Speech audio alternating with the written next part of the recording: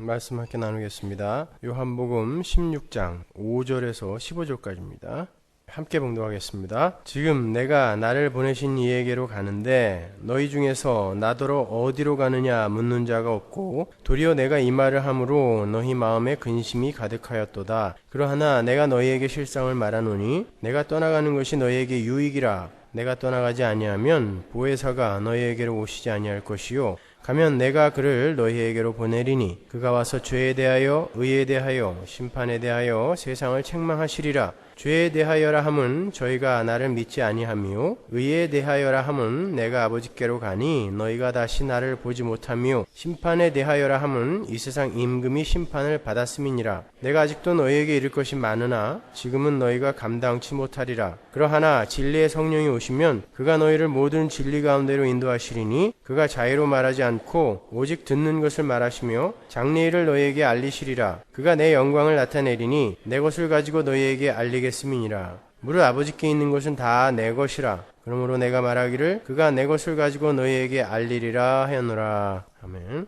요한복음 16장 역시 예수님의 다락방 강화의 연속입니다. 17장에서 이제 그 다락방 강화가 끝나고 17장에서는 예수님의 대제사장적 기도가 이어지죠. 그러니까 16장까지는 예수님의 다락방 설교인 거예요. 우리가 지난주에 공부한 15장 마지막 부분에서부터 소개된 제자들에 대한 세상의 그 미움을 16장 4절까지 계속해서 말씀을 하신 주님께서 우리가 지난주에 공부한 부분이죠. 5절부터 15절까지 해서 예수님이 하늘로 떠나가심으로 말미암아 오시게 될 성령이 구체적으로 어떤 사역을 하실지를 설명하세요. 우리가 오늘 읽은 본문이 바로 그 부분이에요. 대부분의 성경 주석가들이 오늘 본문인 5절에서 15절까지의 내용을 둘로 나누어요. 두 부분으로 나누어서 5절에서 12절까지를 세상에 대한 파라클레토스로서의 성령의 사역으로 보고, 그러니까 세상을 향한 사역, 성령의 사역으로 보고요. 13절에서 15절까지를 제자들과 관련된 성령의 사역, 파라클레토스로서의 성령의 사역이라고 그렇게 나눠요. 대부분 그렇게 나눠져 있습니다. 근데 저는 조금 다르게 보고 싶어요. 왜냐하면 그들이 그렇게 이 부분을 둘로 나누는 결정적 근거로 작용하는 그 8절에 책망하다라는 단어의 의미를 저는 조금 달리 보기 때문에 그렇습니다. 여러분, 하나님이 죄에 대하여, 의에 대하여, 심판에 대하여 세상을 책망하실 때 정말 세상이 책망받을까요?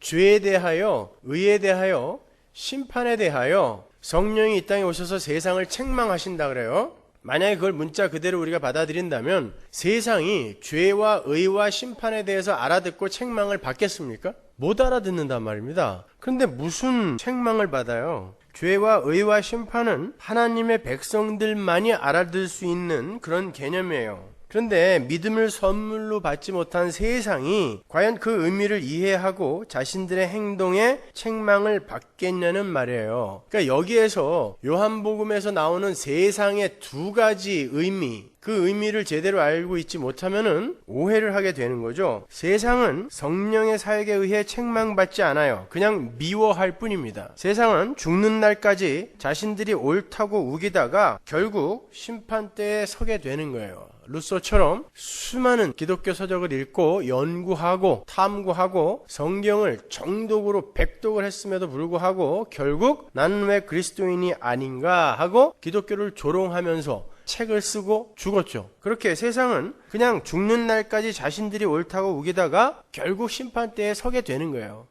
아무리 똑똑한 머리를 갖고 아무리 열심히 성경을 공부하고 아무리 열심히 신앙서적을 읽어도 그들은 절대 못 알아먹는단 말입니다. 그런데 5절에서 12절까지를 세상에 대한 성령의 사역으로 본다는 건 올바른 해석이 아닌 듯 싶죠. 그렇다면 그 책망에 관한 말씀은 제자들에게 하신 말씀일까요?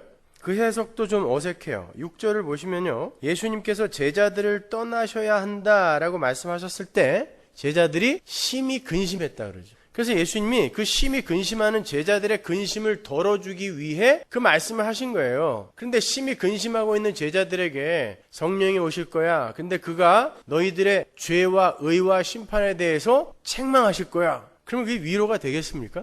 근심하는 제자들에게 지금 위로의 말씀을 준 거란 말이에요. 근데 제자들에게 그런 책망의 말씀을 더하여 보태어 주신다라는 것은 이해가 가지 않아요. 그렇다면 그 말씀은 도대체 누구에게 적용되는 말씀인가? 먼저 책망하다라는 말씀을 분석해 보겠습니다. 오늘 본문 8절에 쓰인 그 책망하다라는 단어는요, 헬라어 엘렌코를 번역한 말인데 그 단어는 신약 성경에서 모두 17번이나 쓰였습니다. 그 단어는 때로는 폭로하다라는 뜻으로 쓰이고요. 누가복음, 요한복음, 에베소서에서 그렇게 여러 번 쓰였어요. 그리고 때로는 잘못된 것을 바로 잡다. 마태복음, 디모데전서, 디모데후서, 디도서, 히브리서, 계시록에서 쓰입니다. 이렇게 쓰이고 때로는 고소하다, 고발하다라는 뜻으로 쓰여요. 그런데 오늘 본문에서는 세 번째 고소하다, 고발하다라는 뜻으로 쓰인 거예요. 왜냐하면 그 엘렌코라는 단어가 고소하다, 고발하다라는 뜻으로 쓰일 때에는 항상 그때에만 전치사 페리가 함께 등장해요. 근데 오늘 본문에 그 전치사가 함께 등장합니다. 그래서 오늘 본문에서의 그 책망하다라는 단어의 뜻은 고소하다, 고발하다라는 뜻이에요. 그 단어가 동일한 의미로 쓰인 것을 예로 한번 들어드릴게요. 요한복음 8장 46절 보십시오. 너희 중에 누가 나를 죄로 책잡겠느냐? 예수님이 하신 말씀인데 너희 중에 누가 나를 죄로 고소할 수 있겠느냐? 란 말이에요. 고소하려면 해봐라. 정말 나에게 죄가 있다면 너희들이 고소할 수 있어. 그럼 고소해봐. 이 얘기예요. 책 잡을 수 있겠느냐 이 말이. 한 군데 더 보죠. 요한복음 3장 20절에 보면 악을 행하는 자마다 빛을 미워하여 빛으로 오지 아니하나니 이는 그 행위가 드러날까 하며, 여기서 행위가 드러나다라고 번역이 된 단어가 엘렌코예요. 그러니까 악을 행하는 자들은 자신들의 행위가 고소되거나 고발될까봐 절대 빛으로 오지 않는다라는 뜻이에요. 괜히 빛으로 안 오는 게 아니에요. 고소되고 고발될까봐, 자기들의 어둠이 고소되고 고발될까봐 빛으로 오지 않는다는 거예요. 예수님께 오지 않는다는 거예요.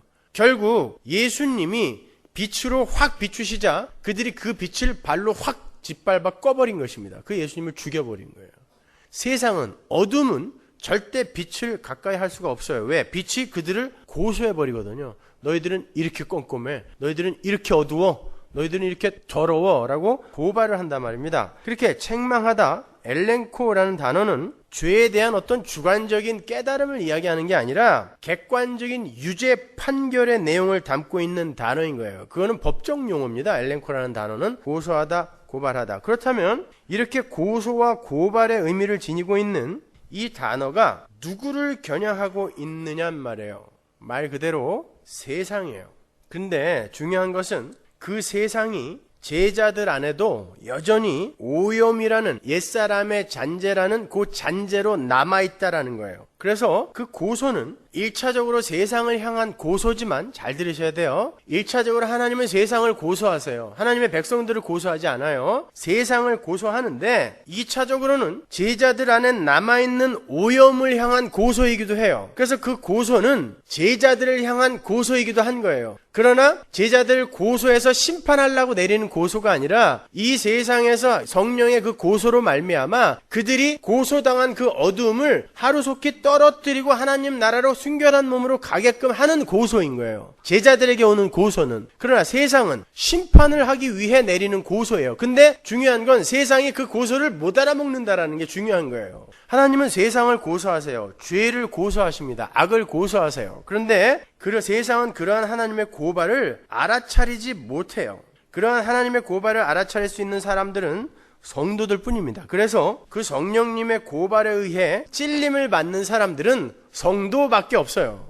하나님은 세상을 고발하시는데 그 세상을 이 마음속에 오염이라는 잔재로 조금 갖고 있는 성도만 고발을 당해요. 그들만 알아먹기 때문에. 그런데 그들이 그 고발에 의해 자기가 고발당한 자기 안에 남아있는 그 더러운 것들을 하나하나 치를 떨듯 떨치고 나중에 심판대에서 무죄라는 선고를 받는 그 자리로 완성이 되는 거예요. 그래서 그 고발은 바로 세상을 향한 것이기도 하지만 우리 안에 남아있는 죄의 잔재를 향한 거예요. 제가 요한복음에서 세상이 두 가지 의미로 쓰인다 그랬죠. 한 가지는 하나님과 완전히 반대되는 등을 지고 있는 전체 세상을 세상이라고 하는데, 두 번째는 하나님에 의해 구원받은 그냥 세상으로 죽을 수밖에 없었던 자들 중에 그 세상 중에 하나님에 의해 구원을 받고 선택을 받은 그 세상, 하나님의 백성들도 세상이라고 이야기한다 그랬잖아요. 그래서 보라, 세상 죄를 지고 가는 어린 양이라고 했을 때 그 어린 양 앞에 쓰인 세상은 우리 성도를 이야기하는 세상이란 말이에요. 전체 세상이 아니에요. 그 구절을 갖고 자꾸 보편 구원론자들이 하나님이 이렇게 세상을 사랑하신다, 세상 모든 죄를 짊어지고 하셨다, 이렇게 이야기한단 말이에요. 그리고 또 하나님이 세상을 이처럼 사랑하사 독생자를 주셨다라는 구절도 바로 세상 중에 전부 빠져 죽어야 할 그 세상 중에 건져진 세상인 우리를 이야기하는 거예요. 하나님은 그 세상, 하나님의 백성들만을 위해 이 땅에 예수님을 보내신 것이지 전체 세상을 겨냥하고 예수님을 보낸 게 아니에요. 그거는 성경을 일관성을 갖고 읽어본 사람들은 누구나 다 캐치할 수 있는 거잖아요. 그렇죠? 그러니까 이 세상에서 하나님의 책망에 의해서 무언가를 깨닫고 그것을 회개로 연결시킬 수 있는 사람들은 성도들밖에 없는 것입니다. 그래서 성도에게 성령이 임하면 성도들의 삶에 검과 불이 들이닥치는 거예요. 마태복음 10장 보세요. 34절. 내가 세상에 화평을 주러 온 줄로 생각지 말라. 화평이 아니요 검을 주러 왔노라. 누가복음 12장 49절. 내가 불을 땅에 던지러 왔노니 이 불이 이미 붙었으면 내가 무엇을 원하리요. 여러분, 하나님의 본질이 검과 불입니까? 아니죠. 하나님은 사랑이에요. 하나님은 평화의 하나님입니다. 하나님은 은혜의 하나님이에요. 그런데 왜 사람들에게 감지되는 하나님은 검과 불일까요? 그들의 죄 때문에 그렇습니다. 하나님에게 문제가 있는 게 아니에요. 우리 타락한 죄인들의 왜곡된 본성 때문에 하나님이, 그 은혜의 하나님이 우리의 더러운 것을 잘라내려 오신 그 하나님이 검으로 불로 보일 수밖에 없는 거예요. 느껴질 수밖에 없는 거예요. 왜? 그분 우리를 재련하러 오셨거든요. 단련하러 오셨거든요. 확 태워버리러 오셨거든요. 검으로 잘라내려 오셨거든요. 그래서 그 사랑을 갖고 오신 그분이 검으로 불로 느껴지는 거예요. 이 세상에서는 우리에게 그 하나님이 그냥 예수 믿었더니 늘 좋아, 그냥 하나님이 늘 감싸 안아주고 늘 쪽쪽 빨아주고 늘 뽀뽀만 해주고, 그건 뭔가 잘못된 거예요, 여러분. 그건 그 사람이 이미 예수님이 됐거나 성자로 완성이 됐거나 아니면 완전히 가짜거나 둘 중에 하나인 거예요. 그럴 수는 없습니다, 여러분. 여러분에게는 하나님의 그 사랑이 검으로 불로 느껴져야 돼요. 수시로. 우리 안에 여전히 남아있는 그 나라는 존재가 우주의 중심이 되어야 한다고 생각하는 그 오염과 집착과 중독과 습관 등에 의해서 타인과 관계를 맺고 있는 상태에서 성령의 불이 내려와 덮쳐버리면 본인이 그 왜곡되고 이기적인 그 관계 구도를 굉장히 불편해하기 시작해요. 여러분, 나를 중심으로 맺어놓은 그 관계가 왠지 생경하고 불편하며 뜨악해져야 하는 게 성도의 삶인 거예요. 그게 검이며 불인 거예요. 그 전에는 나를 중심으로, 나의 유익을 중심으로 맺어놓은 그 관계가 너무 좋았어요. 그게 너무 편안해요. 내 와이프도, 내 자식도, 내 직장 동료도 나의 유익을 위해서 존재해야 돼요. 그렇게 관계를 맺어놔요. 모든 인간은 그렇게 맺어요. 힘이 없어서 못 맺는 거지. 그리고 그 관계에서 굉장히 희열을 느낀다고요. 그런데 하나님은 그러한 자리에 놓여있는 자들의 그 어둠을 깨러 오신 분이기 때문에 그때부터 그 관계가 불편해지게 되어 있어요. 싫은 게 아니라 불편하고 뜨악하고 생경해진다고요. 그런 관계가. 거기에서 그러한 뜨악함과 생경함이 그 관계라는 것을 점점 새로이 설정을 하게 해줘요. 점점 그 사람이 손해를 감수하기도 하고 도저히 참을 수 없는 이들이 인내하기도 하고 용서할 수 없는 이들이 용서도 하게 되며 이러한 새로운 관계 설정으로 들어가게 되어버리는 것이요. 성령을 받은 사람은 하나님을 중심으로 이 세상의 모든 관계들이 재편되게 되어 있어요. 그것이야말로 하나님의 은혜가 아닐 수 없죠. 그렇죠? 그런데 그러한 관계의 재편에 검과 불이 경험이 되는 거예요. 왜? 그 전까지는 그게 너무 편했거든요. 근데 그 편안함을 잘라내는 건 이거는 상상할 수도 없는 거예요, 여러분. 그래서 검과 불로 우리에게 인식이 되는 거예요. 뿐만 아니라 성도에게 성령의 불이 임하면 그 삶의 주체와 목적이 바뀌어 버리기 때문에 세상과 한 방향으로 무리 없이 흘러가던 그 일상에 제동이 걸려요. 그래서 그때부터는 세상과 동일한 주제로 대화를 하기도 힘들고 동일한 취미 생활로 즐거움을 누리던 것도 어색해져요. 놀러 가는 것보다 예배당에 가는 것이 우선이 돼버리고 목숨처럼 여기던 돈에 대한 가치관도 많이 달라져서 헌금이라는 것을 자연스럽게 할 수 있게 된단 말입니다. 여러분, 그건 엄밀한 의미로 여러분이 돈을 갖다 버리는 거예요. 헌금은. 여러분, 헌금은 여러분이 더 많은 것을 하나님께 갈취해내기 위해 투자하는 게 아닙니다. 헌금은 여러분이 갖고 있는 최고의 힘을 버리는 게 헌금이에요. 그런데 그 전에는 그 돈이 우리에게 생명 같은 거였단 말입니다. 모든 이들이 그걸 향해서 자기의 모든 것들을 올인하여 달리잖아요. 그런데 어느 날부터인가 우리가 헌금이라는 걸 할 수 있게 되었단 말입니다. 그냥 하나님이 내가 이만큼 투자해 줌으로 말미암아 몇 배로 돌려주겠지라는 그런 생각을 갖지 않고도 그냥 우리가 내가 갖고 있는 정말 내 살 같은 것들을 썩썩 잘라서 헌금통에 넣을 수 있는 그러한 자로 바뀌더라는 거예요. 세상은 그러한 것들을 못마땅하게 여깁니다, 여러분. 한 집안에 예수 믿는 이와 예수 믿지 않는 이가 부부로 있을 때에 그 예수를 믿는 이가 헌금을 하기가 얼마나 힘들어요. 그래서 몰래 숨겨서 헌금하죠. 왜 그렇습니까? 나와 같은 집에 살고 있는 그 세상이 그걸 못마땅하게 여기기 때문에 그래요. 네 남편이 잠 안 자고 먹을 거 안 먹고 마실 거 안 마시고 입을 거 안 입고 열심히 가서 벌어왔는데 네가 그걸 교회에다 갖다 다 바쳐? 목사가 그렇게 좋냐? 목사한테 갖다 주는 것도 아닌데 꼭 거기서 목사가 나와요. 에? 그렇게 세상은 성도의 변화된 삶을 못마땅하게 여기고 그것을 세상과 성도 사이의 불과 검이라 라고 이야기하는 거예요. 그러나 그러한 경험과 깨달음과 인식을 통하여 성도는 참 가치가 무엇인지를 알게 되고 죄가 무엇인지 의가 무엇인지 심판이 무엇인지를 알게 되는 거예요. 그리고 아름다운 소망으로 한 발 한 발 삶의 걸음을 옮기게 되죠. 그게 성도에게 성령이 오셔서 하시는 일이에요.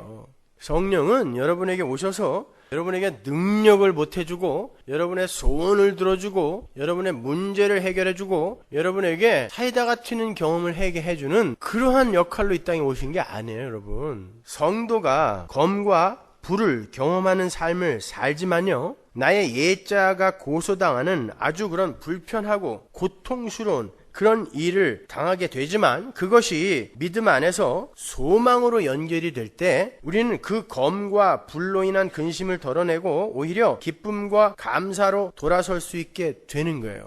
여러분 보세요. 우리 안에 있는 더러운 것들이 하나님에 의해 고발이 되고 고소가 돼요. 여러분이 여러분 자신을 때때로 직시를 하게 되면서 야, 어떻게 이럴 수가 있어. 아직도 내 안에 이런 것들이 남아있단 말인가? 그러나 그게 나에게 검과 불이 되지만 그런데 하나님이 이런 것들이 전혀 없는 이제 완벽한 새 몸으로 바꾸어서 완전한 나라로 나를 데리고 간다고 하시니 이 얼마나 소망된 일인가. 그렇게 소망으로 그게 연결이 되어야 된단 말이에요, 성도의 삶에서는. 그래서 그들은 오히려 거기에서 그 근심을 덜어내고 기쁨과 감사로 돌아설 수 있게 된단 말입니다. 그래서 주님은 제자들의 근심을 덜어주실 양으로 성령이 오셔서 죄와 의와 심판에 대한 내용으로 세상을 고소할 것이다 라고 말씀을 하신 거예요. 그 말 속에는 너희 안에 남아있는 그 약함, 그 더러움, 그 어두움도 성령이 와서 고소할 거야. 그러나 너희는 이미 나의 택한 백성이기 때문에 너희들은 반드시 그걸 소망으로 연결시키게 될 것이고 너희들은 그 근심을 벗어나 기쁨과 감사로 한 발 한 발 나아갈 수 있게 될 거야 라고 이야기한 거예요. 그래서 그 제자들이 근심하고 있을 때 죄에 대하여 의에 대하여 심판에 대하여 성령이 오셔서 그들을 엘렌코 고소할 거다라고 이야기한 거예요. 세상은 그 고소로 말미암아 영원한 심판으로 떨어지지만 우리는 그 고소로 말미암아 하나님의 순결한 백성으로 점차 완성이 되는 것입니다. 그래서 우리에게는 그게 위로가 되는 거예요.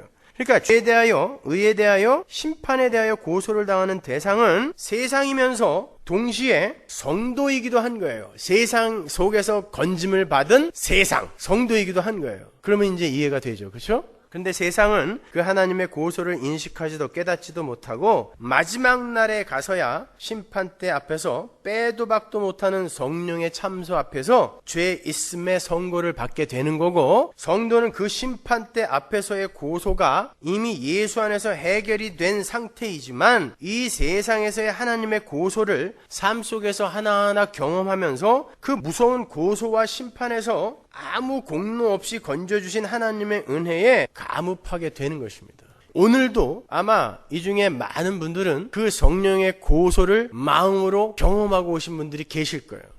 그렇죠? 이렇게 아멘이 크게 나와요. 근데 그 고소를 당하면서 여러분 어떤 생각을 하셨어요? 내가 이러고도 그리스도인이 맞나? 난 아닌가 봐. 난 도대체 뭘 해야 되나? 생각하셨어요?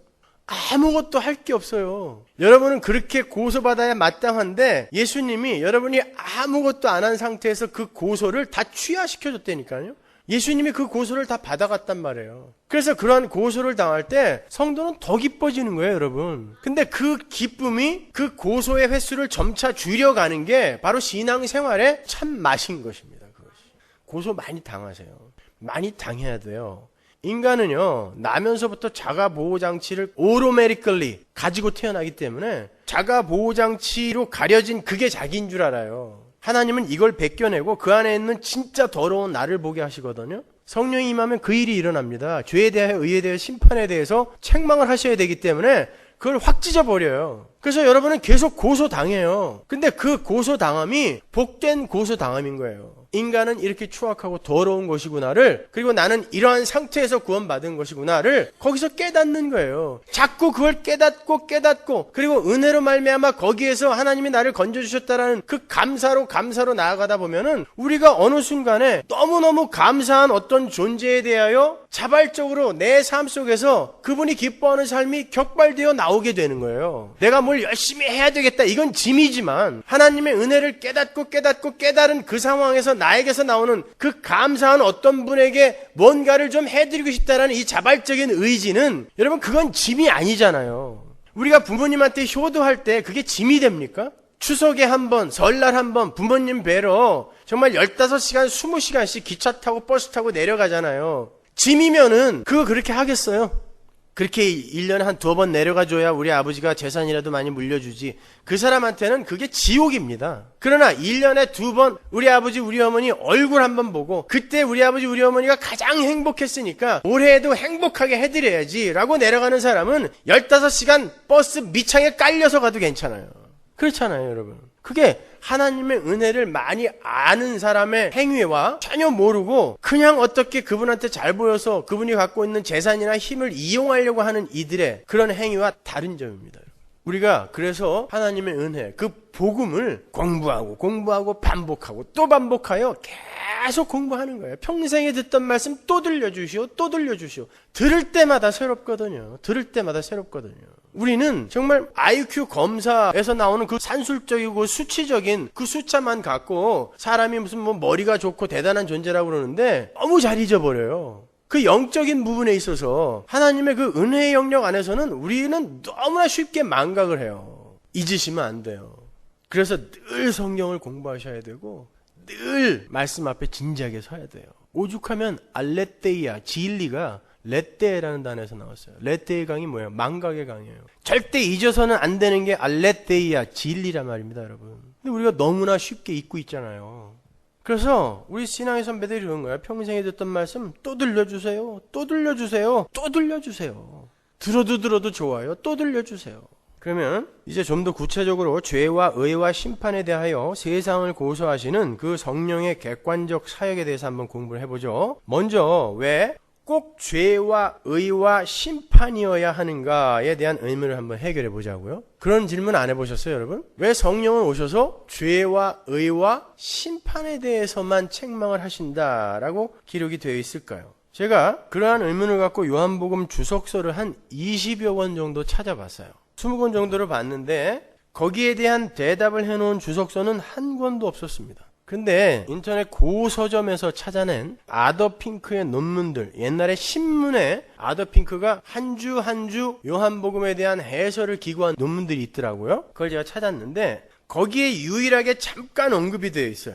아더 핑크는 이 부분을 해석하면서 죄와 의와 심판이 여기에 등장하는 이유는 셈족 있죠? 셈족. 그 세머적 표현 방식이라는 언급을 했어요. 참 이 사람들 대단한 사람들이에요. 그러한 언어학에서부터 시작해가지고 옛날 그 초대 교부들이 쓰던 그런 고문서, 고서적까지 이 사람들은 그냥 두루두루 섭렵해가지고요. 그 한 구절을 해석하기 위해 정말 엄청난 양의 노력을 했어요, 정말.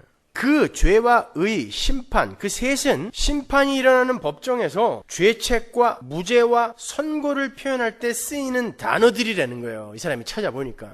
따라서 그 셋은 모두 예수님의 십자가 사건에서 일어난 것을 말하는 거예요. 즉 죄 있다 하여 심판을 받은 이가 무죄한 자로 판명이 나므로 그를 죄 있다 한 이가 오히려 심판을 받게 되는 그 십자가 사건을 요약하고 있는 게 죄의 심판이라는 거예요. 셈족들이 그러한 단어들을 쓸 때 그러한 많은 내용들을 함의하여 사용했다라는 것입니다. 쉬운 말로 죄와 의와 심판은 십자가의 그 세목을 크게 셋으로 나누어 놓은 거라는 거예요. 그리고 그 다음부터는 설명이 없더구만요.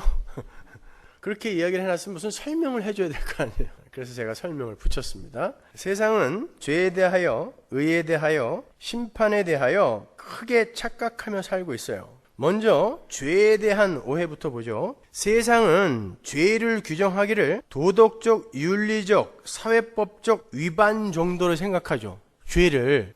그러나 오늘 본문에서 예수님은 죄를 규정하시는데 죄가 뭐라 그래요? 나를 믿지 않는 것이라고 그래요. 그게 죄입니다. 성경이 말하는 죄는 예수를 믿지 않는 것이 다 죄예요. 볼까요? 9절 보세요. 죄에 대하여라 함은 저희가 나를 믿지 아니하며. 정확하게 나오죠. 그렇죠? 죄는 예수를 믿지 않는 게 죄예요. 성령이 오셔서 그 죄에 대해서 고소를 할 건데 죄에 대해서 잘못 알고 있는 자들에게 그거 죄 아니야? 이게 죄야. 니들이 갖고 있는 이게 죄야 라고 고소한다라는 거예요. 근데 뭐냐면 그게 예수를 안 믿는 거예요. 그 예수를 안 믿는 게 죄다. 이 말이 도대체 무슨 말이야? 그 죄라는 것, 여러분이 잘 아시는 것처럼 그 죄라는 단어는 하마르티아인데 그 하마르티아는 관역을 벗어나다라는 뜻이죠. 하나님의 영광을 위해 존재해야 하는 피조물이 자신의 영광을 위해 존재하고 생각하고 행동하는 모든 것을 다 죄라 그래요. 피조물은 자기의 영광을 위해 존재하고 있는 것 자체가 죄예요. 다시 한번요. 피조물은 아무 짓도 안 하고 그냥 자기의 영광을 위해서 가만히 살아있는 것 그 자체가 죄라고요. 왜? 피조물은 원래 하나님의 영광을 위해 존재해야 되고 살아야 돼요. 그런데 자기의 영광을 위해 아무런 나쁜 짓 안 하고 가만히 있는 게 죄라고요. 그게 하마르티아예요. 관역을 벗어나다. 그래서 관역을 벗어나서 아무리 선한 일을 열심히 해도 그거 죄예요.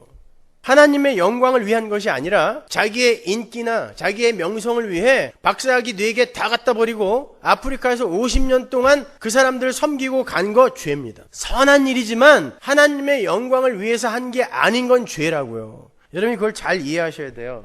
요한복음 12장 43절 보세요. 저희는 사람의 영광을 하나님의 영광보다 더 사랑하였더라. 바로 이 상태가 죄인들의 상태예요. 이렇게 자신의 노력과 열심으로 이 세상의 힘을 추구하며 그 힘의 축적을 통해서 자신의 영광만을 위해서 살던 사람들이 그 삶이 틀렸다는 것을 깨닫고 자신의 가능성을 부인하고 자신의 무력함과 불가능함과 추악함을 인정하며 자신들이 살 길은 세상의 힘을 축적하여 힘 있는 자가 되는 것이 아니라 예수님의 공로만을 의지하는 예수님을 믿는 믿음임을 알아서 겸손히 순종의 삶을 지향하는 것을 죄로부터 돌이킨 삶이라고 하는 거예요. 예수님만을 믿는다는 건 그동안 내가 믿었던 모든 것을 기각해낸다라는 게 예수님을 믿는 거예요. 근데 그 예수님을 믿지 않으면, 예수님만 믿지 않으면 나머지가 다 죄잖아요. 그러니까 죄에서 돌이킨 사람은 어떤 사람이다? 이 세상에서 내가 믿고 의지하고 힘이라고 여겼던 것들을 끊어내는 삶을 죄에서 돌이킨 삶이라고 하는 거예요.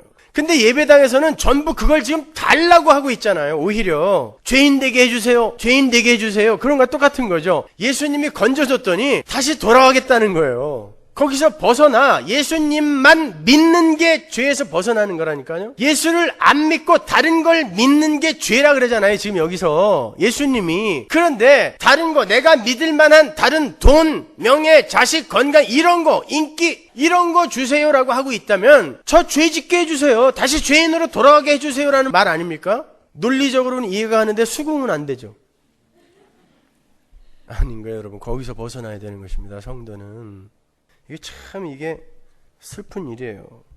하나님은 성도들에게 성령을 보내셔서 바로 그 죄에 대하여 가르치시고 교훈하신단 말이에요. 뭐가 죄인지를 성령이. 다시 한번 말씀드립니다. 죄는 하나님만을 전적으로 의지해야 하는 자들이 그분께 모두 드려야 할 마음을 조금씩 나누어 다른 것에 주고 있는 그 상태를 죄라고 하는 거예요. 제가 지난주에 그림으로 그려드렸죠.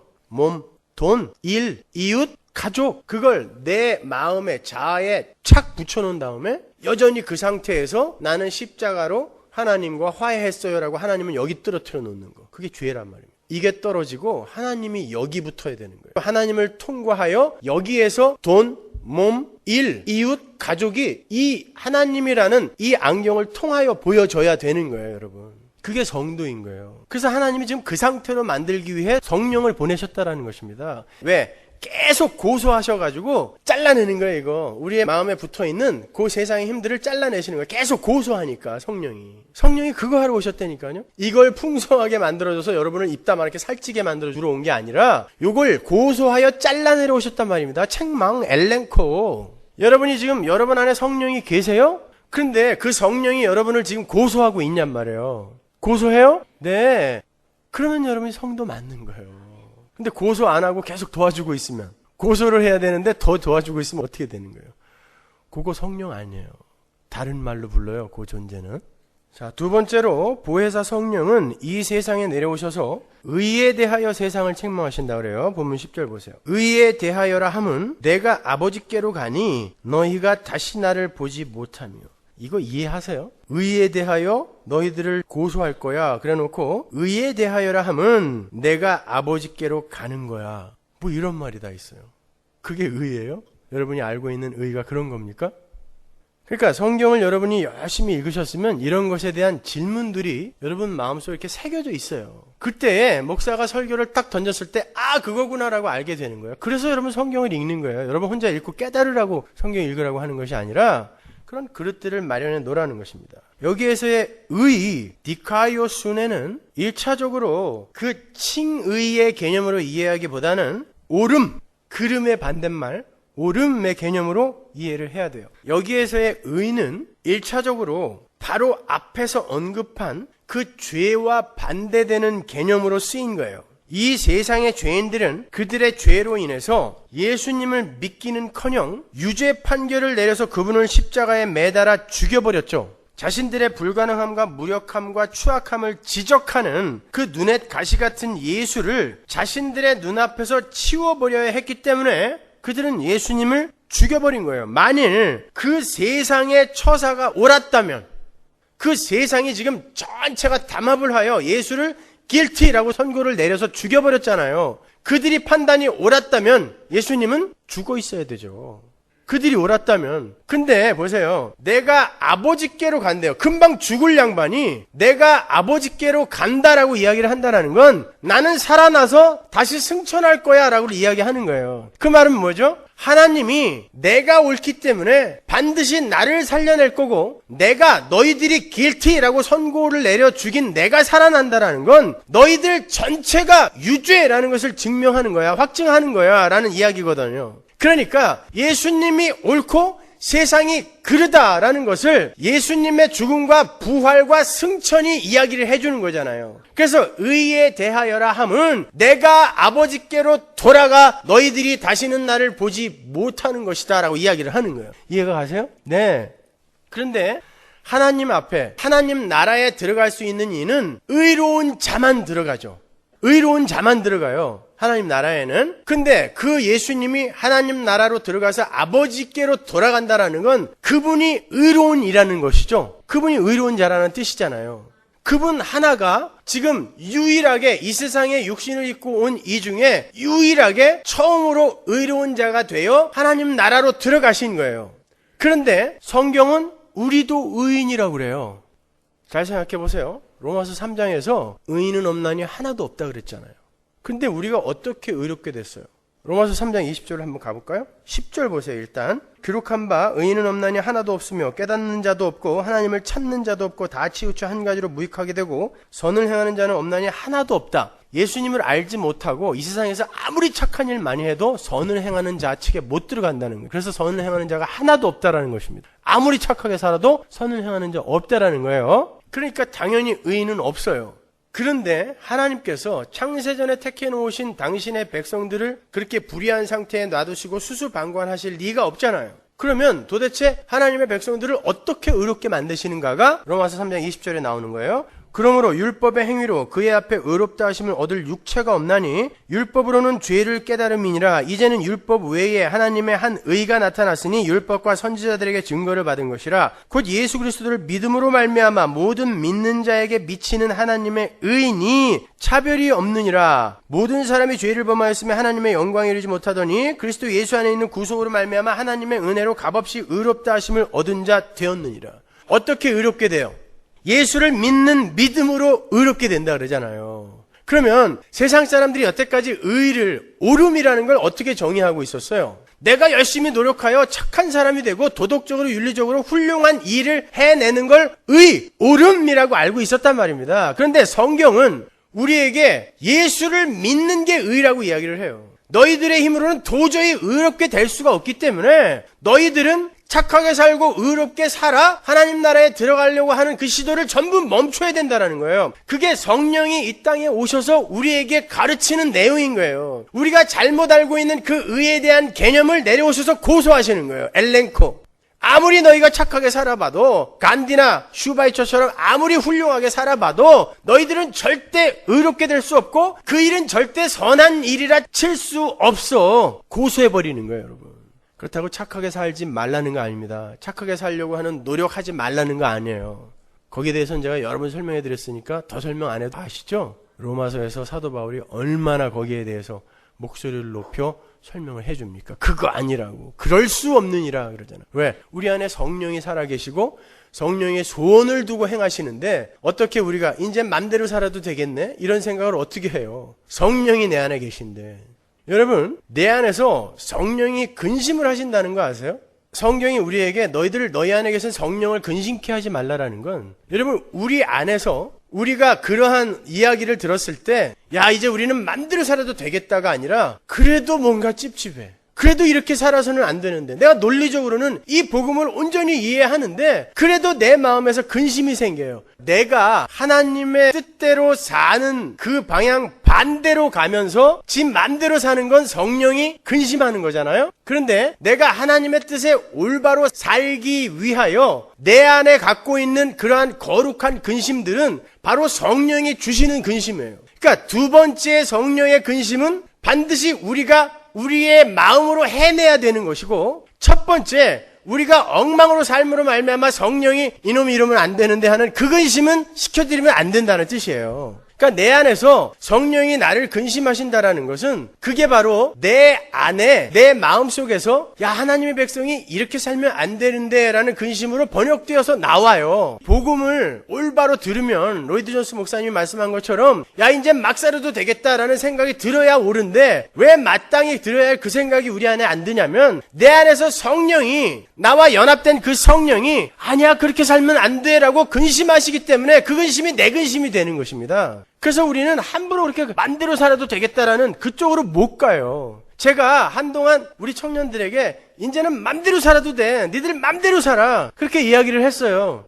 그때 어떤 목사님이 청년들한테 그렇게 가르치면 되냐고 저에게 항변을 했는데, 그래서 제가 그랬어요. 내가 이렇게 이야기한다고 해서 그들이 하나님의 선택을 받은 백성이라면 그래, 이제 우리 목사님이 맘대로 살라 그랬으니까 맘대로 살아야지 라고 방종으로 나가는 사람은 하나도 없을 것이다. 두고 봐라 라고 이야기를 했어요.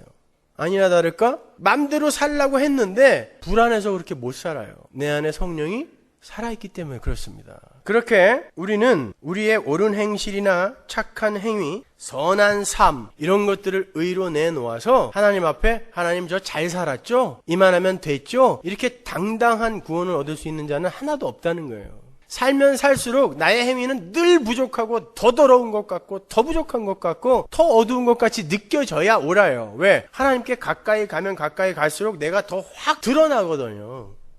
그러니까 야, 우리의 의는 예수의 의를 전가받아 그 예수의 의를 갖고 하나님 앞에 가는 방법밖에 없구나, 그리로 가게 되는 것입니다. 그래서 예수가 오셔서 죽으신 거예요. 네, 우리가 잘못 알고 있는 그 의, 또 잘못 갖고 있는 자기 의, 이걸 성령이 고소하러 오신다는 것입니다. 그래서 그걸 잘라내게끔. 세 번째로 성령은 심판에 대하여 세상을 책망하신다 그러죠. 11절 보세요. 심판에 대하여라 함은 이 세상 임금이 심판을 받았음이니라. 자, 세상 임금은 세상 권세 잡은 자를 가리키죠. 그렇죠?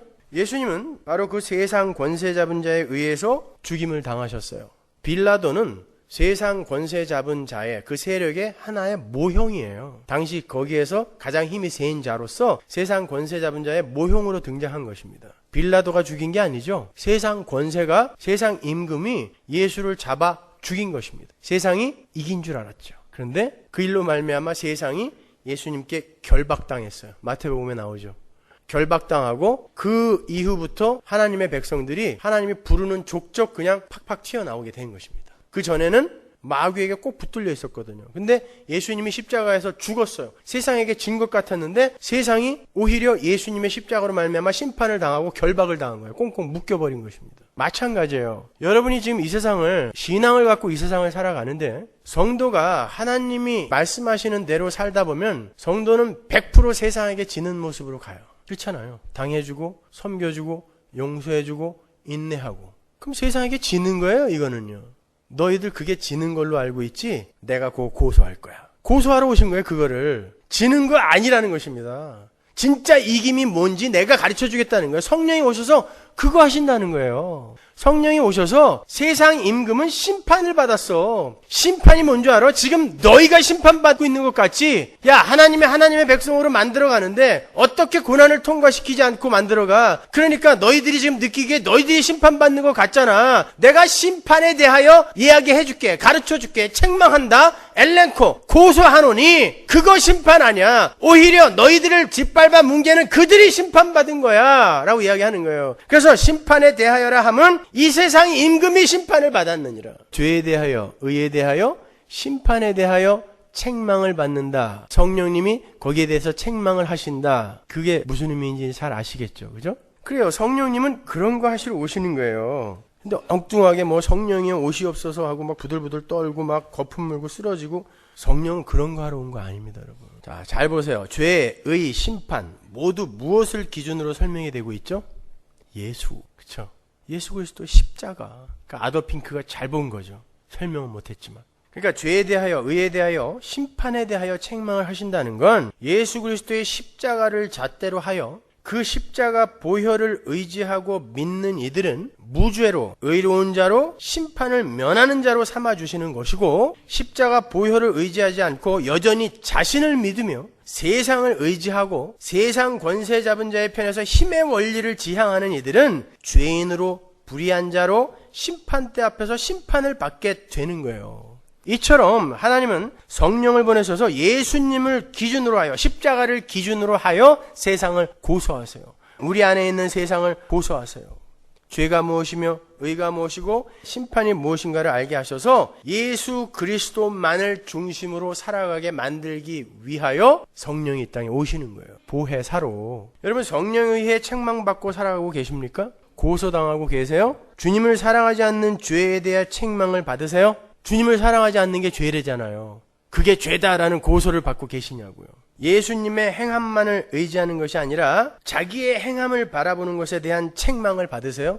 고소당하셔야 돼요. 거기에 대해서. 주님을 사랑하지 않는 것이 곧 심판임을 고소당하고 계십니까? 책망이 없이 살아간다면 그것은 성령과 함께한 삶이라고 보기가 어렵습니다. 우리의 속에는 불의가 가득 차 있는데 성령이 내 안에 오신다면 불의에 대해서 책망을 받는 게 당연하지 않아요. 여러분은 끊임없이 양심의 고소를 당하셔야 되고 성령에 의해 고발당하셔야 되는 거예요. 그래서 예수를 오래 믿은 사람들도 내가 원래 이렇게 악한 자였나 하는 자기 존재에 대한 자괴감에 흔들리기도 하는 거예요. 그렇게 진심으로 성령이 함께한 신자는 자신의 불의함을 책망당하면서 날마다 의로우신 주님만 의지하며 살아가고자 힘쓰게 되는 거예요. 자신에게는 의가 없음을 알기 때문에 십자가에 죽으신 주님의 의의 행위만 자랑하고 높이게 되는 것입니다, 여러분. 그래서 때때로 여러분이 실수하고 넘어지는 것을 저는 하나님께 감사한 마음으로 바라볼 때가 있어요. 새벽기도 매일 오시는 분들 가끔 빠지세요. 잘못하면 그거 여러분 습관되면 그거 여러분의 의가 될 수 있어요. 하나님의 말씀을 사모하고 하나님을 경배하기 위해서가 아니라 여태까지 계속 나갔는데 오늘 안 나가면 오늘 혹시 재수 없으면 어떡해? 그 사람 그 새벽기도 자기 의로 나오는 거예요. 그래서 저는 그런 분들은 될 수 있으면은 경천동지할 일이 발생하여 하나님이 좀 가끔 빠지게 해주시기를 간절히 기도해요. 습관되지 말라고. 그렇다고 빠지란 말 아니에요. 매일매일 하루도 안 빠지고 나오면서 정말 전심으로 하나님을 예배하고 기도하고 싶어서 나오시는 분들 많이 계시죠. 그러니까 저는 지금 그걸 자칫 자기 의로 변질시켜서 습관적으로 신앙생활 할까봐 지금 경고의 말씀을 드리는 것 뿐이에요. 여러분에 대해서 지금 너무 많은 점수를 주고 있는 부분들이 있을 거예요. 어떤 사람은 선교에 대해서, 어떤 사람은 구제에 대해서, 어떤 사람은 헌금에 대해서. 나는 예수를 알고 난 이후부터 11조를 한 번도 빼먹은 적이 없어. 빼먹게 되는 일이 있기를 주님의 이름으로 축원합니다. 그게 습관이 되고 의가 되면 여러분은 돈 내고 죄 짓는 거예요. 참 이걸 잘 이해를 하셔야 되는 건데, 절대로 내가 어떠한 종교 행위를 해놓고 나에게 점수를 주고 내가 대견스럽게 여겨지면 안 돼요. 그건 100% 죄예요. 우리는 예수 그리스도의 십자가만 붙들어야 돼요. 그 십자가만 붙들고 나를 부인하는 그 삶 속에서 내 안에 계신 예수가 드러나는 게 성화지, 내가 자꾸 나를 업그레이드 시켜서 마징가자트가 되는 게 아니라니까요. 테레사 수녀 같은 그런 위대하고 숭고한 사람이 되어져 가는 게 아니란 말입니다, 여러분. 오히려 나는 안 되는구나, 나는 참 연약한 존재구나, 이걸 깨닫고 그래서 예수가 오셔서 죽으신 거지, 예수님 감사합니다, 이리로 가야 되는 거예요. 그래서 저는 예수 믿고 나는 하루 만에 술 담배 끊었어요 이런 사람들 보면은 외계인 같아요. 전 기도해요. 다시 저 사람 꼭 담배 피게 해주세요. 저 인간이 저거 갖고 죽을 때까지 자랑할 텐데 차라리 담배를 피세요. 그거 갖고 자랑하고 돌아다니려면은. 어떻게 기독교가 술 담배 안 하는 그딴 걸로, 참 이건 폄하를 해도 분수가 있지 말이죠. 아닌 거예요, 여러분. 오히려 야, 나는 내 의지로 술 담배 하나 못 끊는 쪼다구나, 이게 내 마음속에 새겨지는 것이 오히려 큰 은혜인 것입니다. 나는 했어, 나는 해냈어, 너는 그거 하나 못 끊어? 요 사람이 죄라니까요. 그러니까 우리는 이래저래 하나님 앞에서 특글이 되어져 가는 거예요, 여러분. 대단한 사람 되어져 가는 게 아니에요. 그래서 신앙생활은 올바로 하려고 하면은 너무 자유로운 거예요. 무너져 버리면 되거든요. 근데 내가 무너지니까 내 안에 있는 예수가 드러나요. 자꾸 나는 괜찮은 존재, 나는 이렇게 무너져서는 안 되는 존재라고 나를 꼭 붙들고 있으니까 그 자가 보호장치에 의해서 내 안에 있는 예수가 밖으로 얼굴을 못 내미는 것입니다. 내가 무너져 내려야 되는 거예요.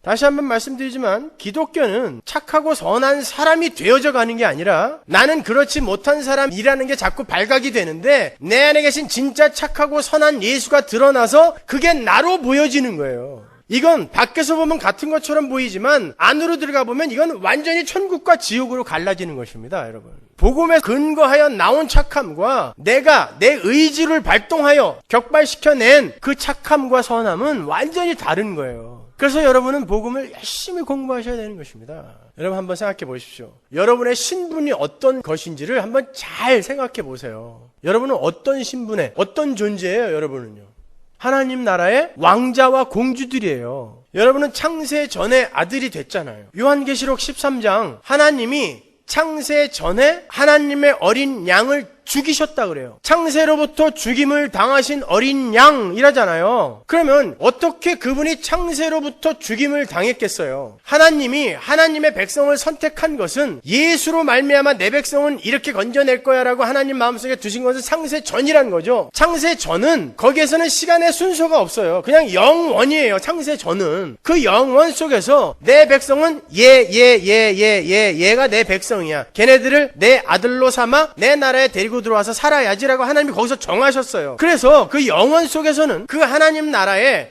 백성들이 이미 들어가 있단 말입니다. 들어가 있어요. 여러분 자꾸 시간 속에서, 시간의 흐름 속에서 자꾸 그 영원을 생각하려고 하니까 지금 천국에는 빈집이 굉장히 많을 것 같죠? 아직 들어가지 못한, 입주하지 못한 하나님 나라 백성들이 이 땅에 많으니까 그렇게 생각하세요? 거기에서 지금 우리 할아버지가 나를 기다리고 있다고 생각하세요? 먼저 천국 간 우리 할아버지가 나를 기다리고 있다고 생각하세요? 하나님 나라 영원은 하루가 천년 같고 천년이 하루 같다 그랬잖아요. 그게 무슨 말이냐면 영원이라는 것은 순서가 없어요. 시간의 흐름이 없는 곳이에요. 영원한 현재만 있는 곳이기 때문에 그 말은 전지전능한 하나님이 어떤 걸 계획하고 목적했다는 것은 거기서 이미 완성된 거예요. 그런데 그렇게 창세전에 예수 그리스도의 십자가에 의해 구원을 받은 하나님의 백성들이 이미 선택이 된 상태에서 태초에 시간과 천지를, 공간을 하나님이 창조해 내셨어요. 그리고는 그 시간과 공간에 당신의 백성들을, 창세전에 택한 당신의 아들들과 딸들을 시간별로 착착착착 내려보내시는 거예요.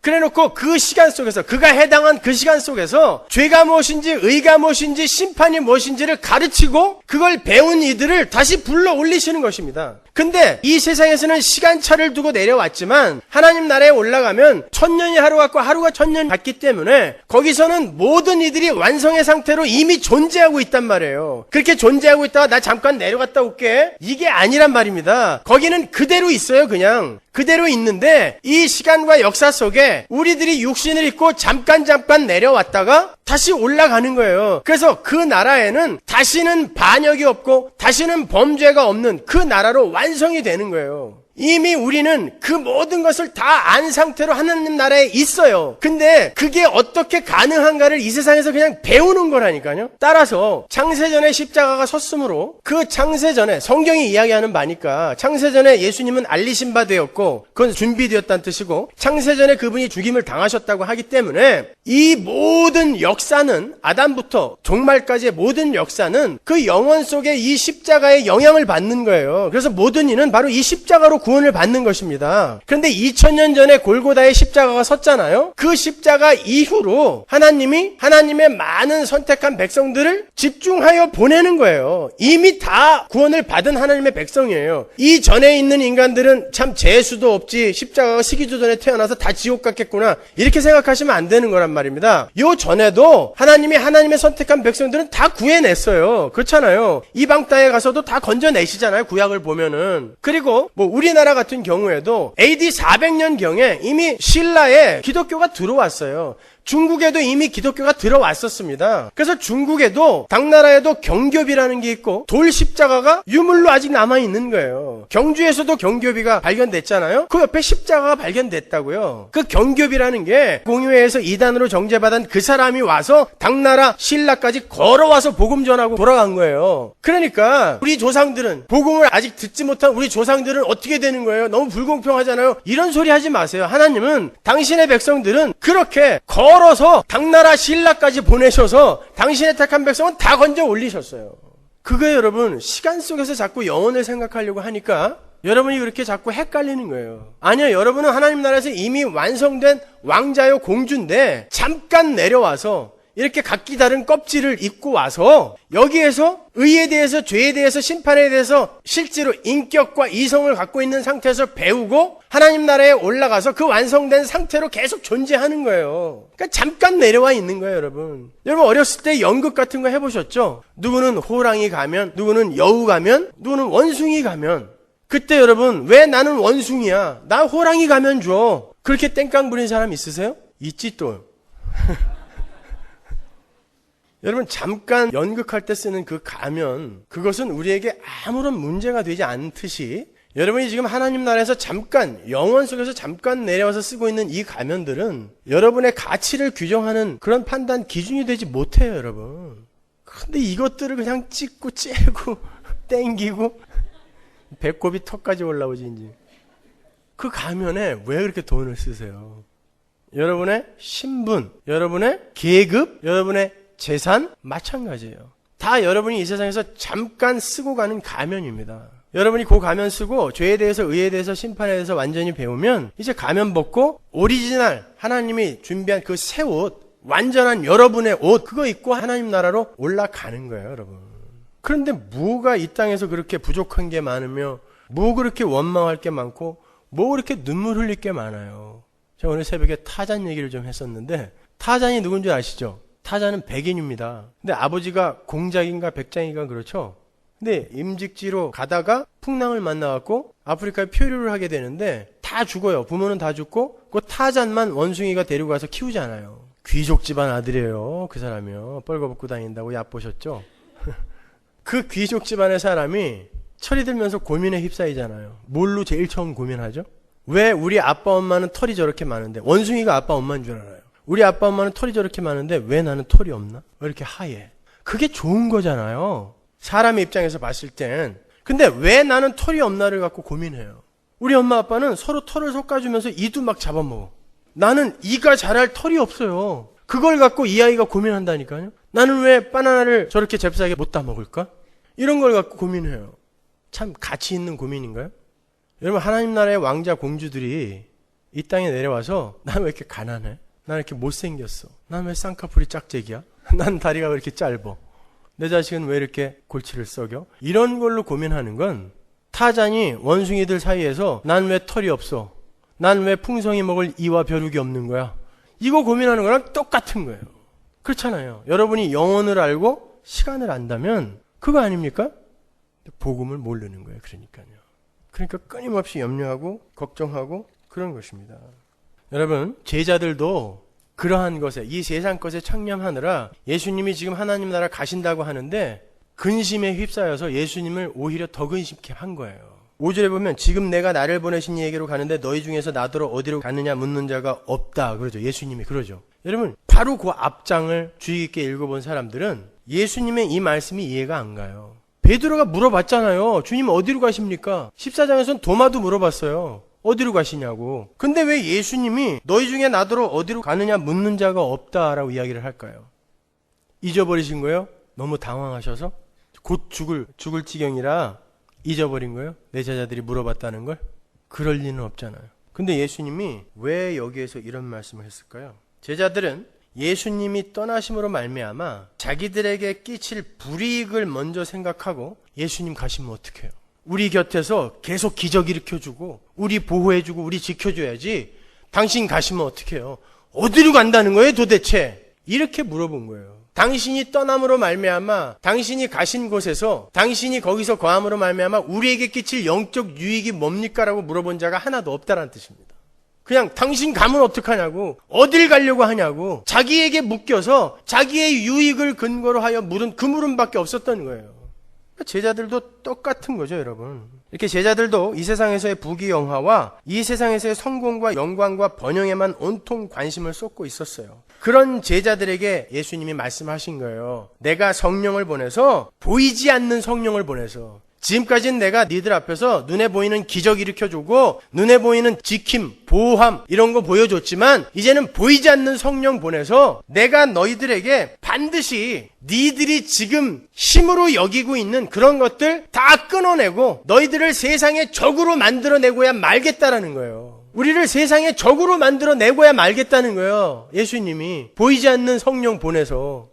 성령은 그걸 위해 오시는 거예요. 그런데 성령의 도움으로 세상과 친구가 되려 하고 성령의 도움으로 세상에서 으뜸가는 자가 되려 하는 것은 도대체 어디서 나온 복음이냔 말이에요. 여러분, 성도는 믿음으로 사는 자들이잖아요. 이 역사와 인생의 결국도 우리는 이미 알고 있죠. 여러분은 어디로 가요? 예수님이 하나님 나라에서 왔다가 하나님 나라로 다시 들어간 것처럼 여러분은 어디로 가요? 하나님 나라에서 오신 분들이에요, 여러분이요. 창세 전에 이미 하나님 나라에 들어갔다가 지금 잠깐 역사 속으로 들어오신 분들이거든요. 어디로 가요, 여러분? 하나님 나라로 가잖아요. 그 결국을 알고 있죠. 그리고 여러분의 모든 인생은 뭐에 관한 인생이에요? 의에 대하여, 죄에 대하여, 심판에 대해서 아는, 배우고 가는 인생이죠. 네? 그러면 보세요. 여러분이 겪고 있는 상황이나 사건들, 그것들을 우리가 사실이라고 이야기하잖아요. 팩트. 그죠? 사실은 객관적 팩트죠. 저에게 있어서 할빈이라는 도시가 제가 10년 전에 거기 선교를 처음 가기 전까지는 그냥 사실이에요. 할빈이라는 도시가 중국 동북 쪽에 있으니까 사실이잖아요. 근데 제가 거기를 선교를 하러 가서 거기에 제가 아끼는 이들을 두고 오게 됐어요. 그때부터는 그 할빈이 저에게는 현실이 되는 거예요. 나와 관계가 있는 곳이거든요. 거기는 이제. 그래서 중국에서 지진이 일어났다 그러면 할빈은 괜찮은가? 관심이 가는 거예요. 그게 내 현실이거든요. 내 마음이 가고 그 마음 간 곳에서 나에게 오는 어떤 영향력이 바로 현실이 되는 거예요. 근데 보자 말이에요. 여러분 모두에게 지금 사실들이 막 주어져요. 사건으로 상황으로 막 주어지죠. 그러면 여러분이 그걸 마음으로 어떻게 받아들이느냐가 여러분의 현실이 되는 거예요. 근데 여러분 주위에서 보셔서 아시겠지만 똑같은 사실에 직면하고 똑같은 상황과 사건에 직면했는데 어떤 사람은 그거를 복되는 현실로 받아들이는가 하면 어떤 이는 그걸 저주의 현실로 받아들이는 이가 있어요. 어떤 이는 암이 걸렸는데 야, 하나님이 내 속에 있는 이 영의 암을 고치기 위해 내 육신의 암을 이렇게 주셨어. 나에게 이 암 안 주셨으면 어떡할 뻔했어. 이렇게 받아들이는 이가 있는가 하면 어떤 이는 아니 내가 예수에게 한 게 얼만데 나에게 이런 벌을 주다니 라고 각기 다른 현실로 받아들여요. 사실 객관적 팩트는 똑같은데 각자 느끼는 현실이 달라요. 여러분 예를 하나 더 들어볼까요? 요셉이 형들한테 팔려서 애굽으로 가고 거기에서 또 모함을 당해서 감옥에 들어갔어요. 그때 그가 얼마나 괴로웠을까요? 얼마나 고통스러웠을까요? 그는 괴롭고 고통스러운 현실을 느꼈어요. 그러니까 시편에다가 내 영혼이 쇠사슬로 뚫리는 것 같다라고 시를 썼잖아요. 그게 그가 느낀 현실이에요. 그러나 우리가 성경을 통해서 보듯이 그가 그 당시에 그 사실에 직면했을 때에 나는 애굽의 총리가 되기 위해 이런 사실들을 이런 사건들을 겪는 거구나 라고 알았을 때 그에게 그 사실이 그렇게 쇠사슬이 내 영을 뚫는 현실로 받아들여졌을까요? 여러분은 여러분이 어디로 가는지를 분명히 알고 있어요. 그리고 여러분에게 닥치는 그 팩트들, 사건들, 상황들이 왜 여러분에게 주어지는지를 알고 있어요. 죄에 대하여, 의에 대하여, 심판에 대하여 하나님이 지금 고소하고 있는 거거든요. 그 고소로 말미암아 우리 안에서는 그 잘못된 것들이 지금 우수수 떨어져 나가고 있는 상황이에요. 여러분이 그 결국을 이미 알고 있는 상태에서 그 사실, 그 팩트를 야 이건 나에게 복된 현실이구나 라고 받아들일 수 있어야 되는 거예요. 그를 성도라고 하는 것입니다. 그런데 다른 이들하고 똑같이 자기에게 좀 유익한 상황이나 사건들이 오면은 하나님 찬양, 예수님 찬양, 자기가 원하지 않는 사건, 상황들이 오면은 원망과 불평의 외침을 외치잖아요. 그러면 그게 뭐가 성도의 삶이에요, 여러분? 여러분의 모든 상황과 모든 사건, 여러분이 처한 모든 정황 다 기쁨과 감사의 현실이에요. 여러분은 하나님 나라로 갈 거니까. 여러분을 하나님 나라로 들여보내기 위해서는 반드시 여러분이 좀 고소당해야 되기 때문에 그 고소가 여러분에게 온 것뿐이에요. 하나님의 약속이 내 삶 속에 진짜 임하는구나. 이런 고소와 고발이 진짜 일어나는구나라고 감사와 기쁨으로 그 현실을 받아들이셔야 돼요. 그래서 사도 바울도 항상 기뻐하라, 범사에 감사하라 그런 거예요. 성도는 결국을 알기 때문에 모든 범사가 다 감사와 기쁨의 현실이니까. 그렇죠? 예. 하나님께서 여러분에게 가장 좋은 것을 주시기 위해 지금 여러분을 고소하고 있다는 거 잊지 마시고 그 고소 달게 받으세요. 좋은 변호사 사갖고 반드시 승소하리라. 그리로 가지 마시고 받아들이는 거예요. 그리고 형을 사세요. 그게 여러분이 이 땅에서 겪는 잠깐의 고난이며 시험인 거예요. 그러나 그게 복된 것입니다. 기도하겠습니다.